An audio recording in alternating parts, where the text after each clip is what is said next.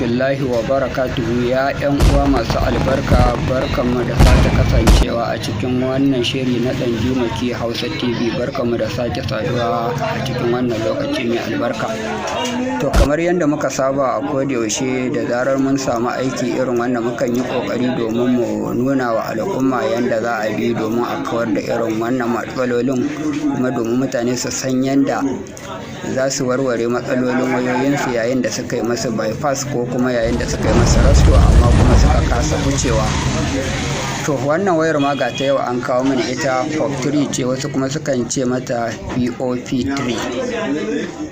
Me ita ya yi mata bypass ko kuma in ce ya yi mata rasto, to amma kuma ya rasa ta yadda zai bi domin ya wuce ga ya mai da ita fuskarta ta asali. Kowa dai wayar dai iganta ga ta POP ce 3 POP3. To da farko dai mutum zai shiga nan, za ka shiga start. Bayan ka shiga start, za ta nemi ka yi connecting na wifi ɗin wata wayar da ita wannan wayar ɗin. Idan kuma idan ta nemi ka yi connecting na wifi da wannan wayar, to za ka yi na wata wayar, to za ka yi kokari ka samu wata wayar wacce take da sim a cikinta, kuma sim ɗin nan ya kasance yana da data. Ka kunna ta kanan ka yi connecting ɗin wifi ɗinta da wannan wayar. Idan ka yi connecting na wifi ɗinta da wannan wayar, to insha Allahumma rabbi za ka wuce nan take. Idan kuma haka bata yiwu ba ka da wata wayar kusa wacce za ka yi connecting wifi ɗinta da ita domin yin wannan aiki, to za ka iya samu idan ka sanya layin duk da haka, to matuƙar yana da data a cikinsa, to za ka yi ƙoƙari ka yi connecting da wayar da gashi nan ta rubuta use mobile network for setting, to sai ka shige shi. Idan ka shiga sai ka shiga continue, sai ka taɓa continue.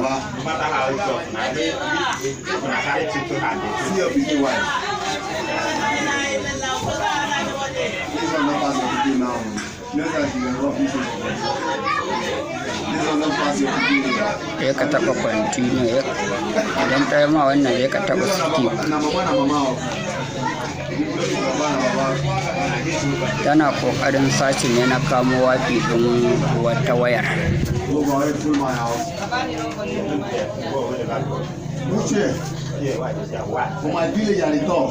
Kaga ta nuna ba za ta yi connecting na wifi ɗin da kanta ba, dole sai ta kamo wifi ɗin wata wayar tukun. To sai ka yi ƙoƙari irin wannan ka yi connecting ɗinta da wani wifi.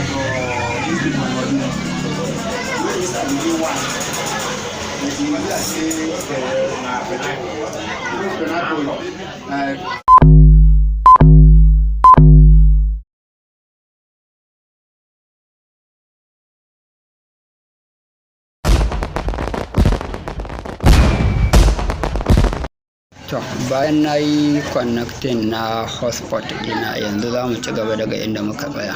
Sai ka danna next.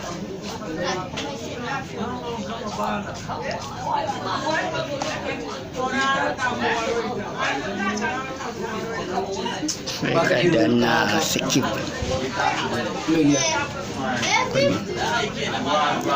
To idan ta zo ma da irin wannan, idan mutum yana so ya sake sanya mata wani password ɗin, to sai ya sanya gashi nan ko pattern ko pin ko kuma password. Idan kuma baya bukata sai ya shiga nan note now, sai ya sa skip anyway.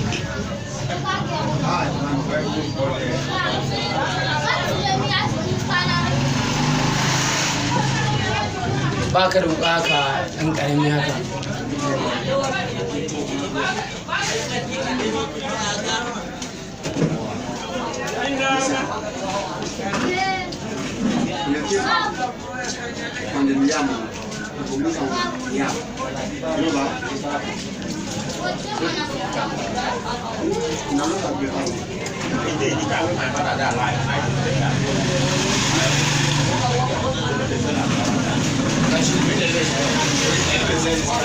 Thank you.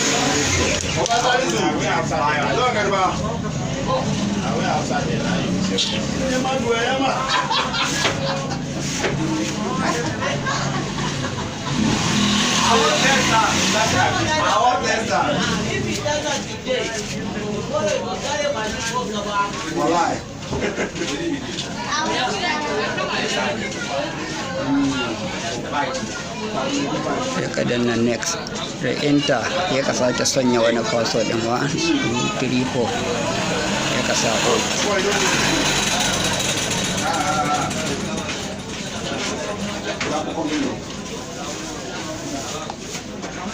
ya ka danna ok. To tana kawo ka nan sai ka ja sama ko kuma ka taba modin nan ko kuma ka ja ta sama, kana ja ta sama ya ka zo ka taba accept. Control information unlocked, no tank. Sai ka dan jira ta na dan wani lokaci, sai ka zaɓi ƙasar da kake ciki ga ta nan Najeriya, ka taba continue ya ka sa agree, ya ka ƙara sa continue, ya ka ƙara taba continue. Shi kenan yanzu insha Allah ga wayar mu ta fita daga yanayin da ya kasa fitar da ita daga ciki. Ga ta yanzu komai ko ina za ka iya shiga ka yi da abin da ka ga dama da ita insha Allah rabbi. Ga shi an fitar da ita daga ki ba tare da wani ɓata lokaci ba. To amma kuma kar ku manta, duk da haka sai da ne wani amfani da ki, saboda ita wayar akwai touch screen ɗinta akwai yanda baya yin aiki sosai, to sai na yi amfani da pin na 1111 saboda an dai an fitar da ita. To za ka yanzu bayan ka fitar da ita dinnan, to sai ka zo ka shiga ka nemi setting ɗinta, ka fitar da wannan ki din da ka shiga ciki. In kuma mai ita din ya ce yana bukata a bata hakan, to sai ka bar mai ita hakan. Assalamu alaikum wa rahmatullahi wa barakatuhu. Dan Allah kar ku manta da yi mana subscribe da comment da kuma like na Banjuma Hausa TV a wannan tasha mai albarka. Don Allah ku taimaka kar ku manta ku yi mana subscribe. Assalamu alaikum wa rahmatullahi wa barakatuhu.